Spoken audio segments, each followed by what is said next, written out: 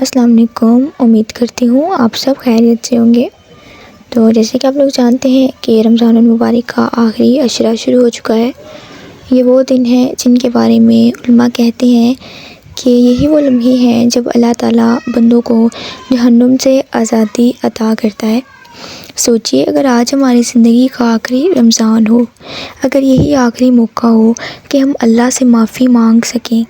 ہمارے پیارے نبی حضرت محمد صلی اللہ علیہ وآلہ وسلم رمضان کے آخری عشرے میں عبادت کو اتنا بڑھا دیتے تھے کہ پوری رات جاگتے اپنے گھر والوں کو بھی جگاتے تھے اور اللہ کے حضور گر گرایا کرتے تھے۔ اور ان مبارک راتوں میں سے ایک عمل ایسا ہے جو انسان کے گناہوں کو مٹا دیتا ہے، تقدیر بدل دیتا ہے، اور یہ لفظ اللہ کو بہت زیادہ پسند ہے۔ تو سوچیں اگر ہم اللہ کے پسندیدہ لفظ کا عمل کریں اور وہ بھی رمضان کے بابرکت مہینے میں اور آخری عشرے میں جو جہنم سے نجات کا عشرہ ہو، تو پھر اللہ ہمارے سارے گناہ معاف فرما دیں گے۔ اور وہ عمل ہے استغفر اللہ۔ یہ ایک چھوٹا سا لفظ ہے لیکن اس کی فضیلت اور برکت اور اس کے معجزات بہت بڑے بڑے ہیں۔ ویڈیو میں آگے بڑھنے سے پہلے میں یہ کہنا چاہوں گی کہ اگر ابھی تک آپ نے میرے چینل کو سبسکرائب نہیں کیا تو پلیز سبسکرائب کر دیں اور میری ویڈیو کو بھی لائک کیجیے گا تاکہ میری حوصلہ افزائی ہو سکے۔ وہ لفظ، وہ عمل استغفر اللہ ہے، یعنی اللہ سے معافی مانگنا۔ آج کی ویڈیو میں ہم جانیں گے کہ رمضان کے آخری عشرے میں استغفر اللہ کی فضیلت اور استغفر اللہ کے حیران کن واقعات اور قرآن و حدیث میں استغفار کی اہمیت۔ جب رمضان کے آخری 10 دن آتے ہیں تو آپ صلی اللہ علیہ وآلہ وسلم عبادت میں اور زیادہ محنت کرتے تھے۔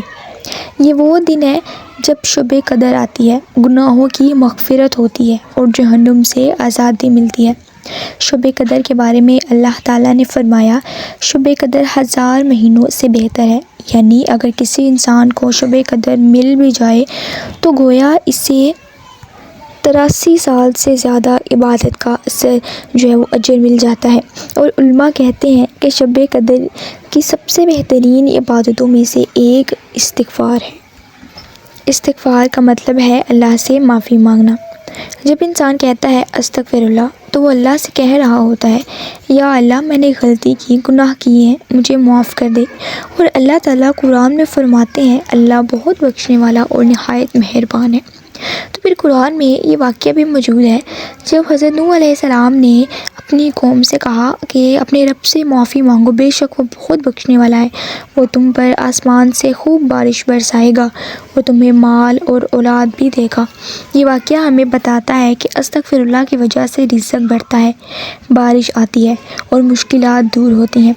آپ کو جان کر حیرت ہوگی کہ رسول اللہ صلی اللہ علیہ وآلہ وسلم جن کے تمام گناہ معاف تھے، وہ معصوم تھے، وہ گناہوں سے پاک تھے، جو گناہ کے قریب بھی نہیں جاتے تھے، وہ بھی روزانہ 70 سے 100 مرتبہ استغفر اللہ کرتے تھے۔ تو سوچیں ہم جو اتنے گناہ گار ہیں، روز اتنے گناہ کرتے ہیں کہ جن کو گنا بھی نہیں جا سکتا۔ گناہ یہ نہیں ہے کہ آپ بڑے بڑے گناہ کریں، والدین کی نافرمانی کریں، شرک کریں یا اور کچھ بھی، آپ کسی کی روز دل آزاری کرتے ہیں، مذاق اڑاتے ہیں۔ مذاق اڑانا بھی بہت بڑا گناہ ہے۔ اسلام میں کسی کا الٹا نام لینا بھی جائز نہیں ہے، یہ بھی بری بات ہے۔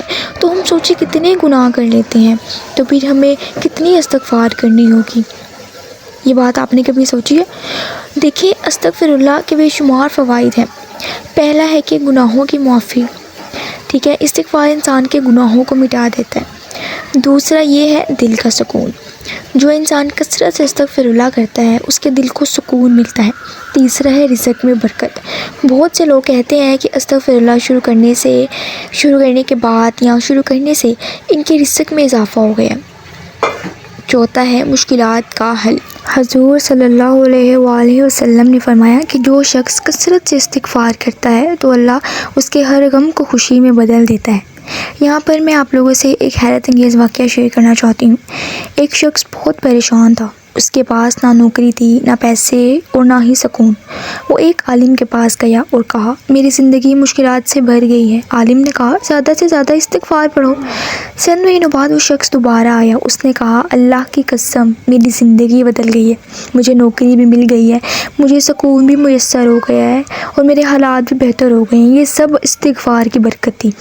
رمضان کا آخری عشرہ جہنم سے آزادی کا عشرہ ہے، اس لیے جتنا ہو سکے کثرت سے استغفار کریں اور سچے دل سے گناہوں کی معافی مانگیں۔ رمضان کا آخری عشرہ اللہ کی رحمت کا خزانہ ہے۔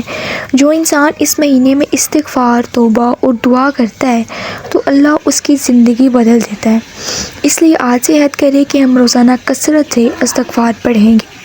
جزاک اللہ۔ اپنا خیال رکھیے گا اور مجھے دعا میں یاد رکھیے گا۔ میری ویڈیو کو لائک کریں، چینل کو سبسکرائب کریں اور میری ویڈیو کو آگے شیئر بھی ضرور کیجیے گا۔